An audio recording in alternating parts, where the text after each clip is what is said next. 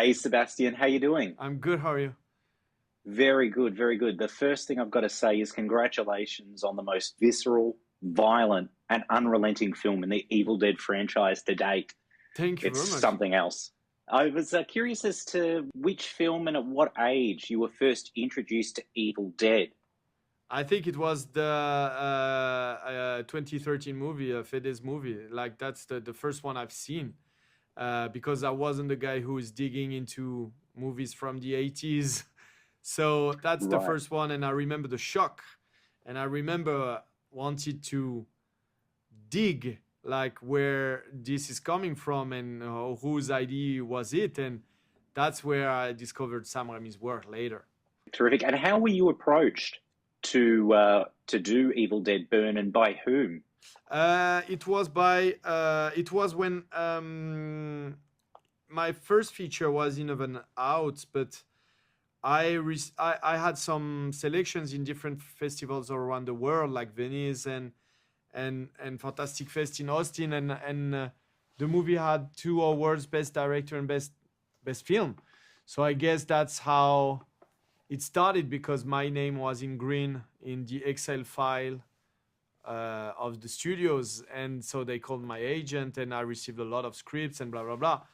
But I wasn't in a hurry to do a movie in the US. But Rommel Adam, who's the executive producer and who's working for Ghost House, is the one who saw my feature film and asked me if I would be interested in doing something in the Evil Dead universe.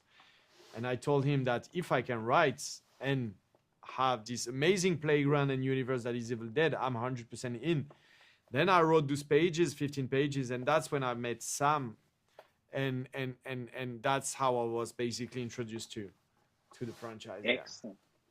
And now Evil Dead Burn reunites you with your Infested co-writer, Florent Bernard. Can you tell us how the writing dynamic works between the two of you when you compose a screenplay? It's getting better every time. We are getting more used to each other every time, and we care about characters, so we talk about characters first, and then he would be like the structure, more like the bones of the movie, and I'm more like the muscles of the movie. I'm trying to have the shapes of things and scenes and horror and tension because I know how I would shoot it, and I want to write that how where I put the camera, how I would do things. So basically, is how we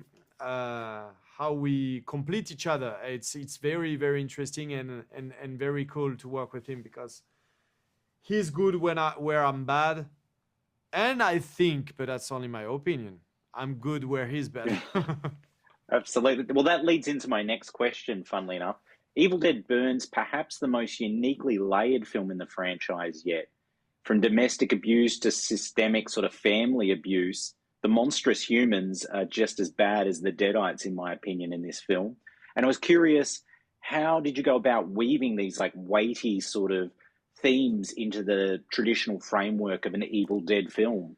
I think it's the Americans who have a very interesting expression on like I will make you eat vegetables, but while making you believe you are eating a hamburger, a burger. So it's like what you are doing when you are doing this type of movies. It's first is the layer of entertainment.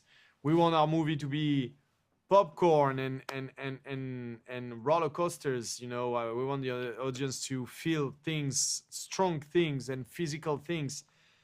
But under that, we need to have characters that are complex with layers of writings and statements about life or society. But we are hiding them not for the film to be, I would say, boring. But I think that's the best movies. Like that's the movies I like. So that's what I'm trying to do. I'm not saying I'm succeeding, but I'm influenced by those type of movies and I'm trying to do the same.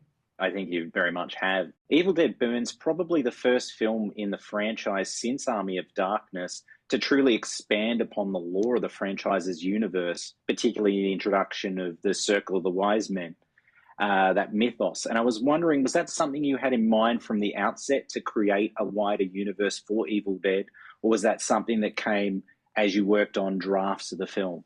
No, it arrives pretty early because the first question you ask yourself when you are building your story is like, what place should my movie have in this universe? And do you want to acknowledge all the other movies, or you want to be like, no, no, it's my own thing and it exists on its own?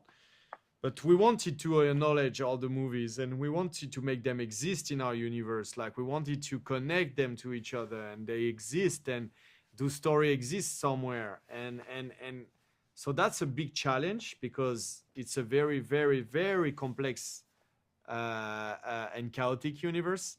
But I Absolutely. think that's something that fans will like also, is the fact that we connected things, we try to connect things, and we put a lot of elements here and there for the audience to be like, oh, I know this, I know that. But for people who are not big fans, that won't change anything. So it's like trying to give a lot to everybody. And in working with an established franchise such as Evil Dead and like obviously IP, were there any specific instructions or rules you were asked to adhere by? No, I couldn't say that. Like Sam told me, "Oh, be careful about this and that." There were like they wanted to make sure that the movie succeed, so they wanted to make sure that I have all the tools to make it a success and to be comfortable in the creation, in the whole process, and that's what I did. They gave me a lot of freedom, and the only advice they gave me is like, have fun and go as far as you want, and you have no limits. One major distinction, too, with the Evil Dead franchise as opposed to others is its affinity for practical effects. And Evil Dead Burn feels so tactile, from the prosthetics to the pyrotechnics. And I was wondering what some of the challenges were you faced when making such a practical film, and what was the most difficult sequence to shoot? You have a lot of challenges because as soon as something doesn't work, you can't be like, okay, we'll figure that in post. It's like, no, you have to make it work. So it's a lot of prep. It's a lot of tests to be ready the day of the shooting. So it's long. It's a lot of prep, a lot of work. But when you have it on camera, it's like priceless because it's so real. It's so... The most important challenge I had was, I think, fire, because I didn't want to shoot with fake fire and fake flames. So to control that, to have that near your actors, in an environment that is controlled, even if you try to control the most you can, fire is always a wild beast. So we had some issues. I can't say issues, but like the last shot of the movie is basically a shot of a curtain burning. And that's the moment where we went a little bit crazy because that was the last shot. And we lost control for, like, I would say 5 seconds on fire. And that's where everybody started to freak out. And that was so funny because I was so confident with the team we had. Like, the SFX team was amazing. And I knew they wanted to do more just for me because I asked, and they wanted to put more and more and more. So they did it for me. So I'm responsible for that.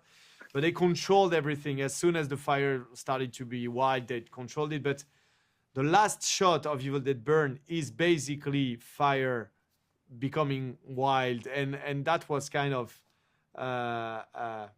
like the final world. And that the fire was the most difficult element to control on set and my biggest challenge. Yeah.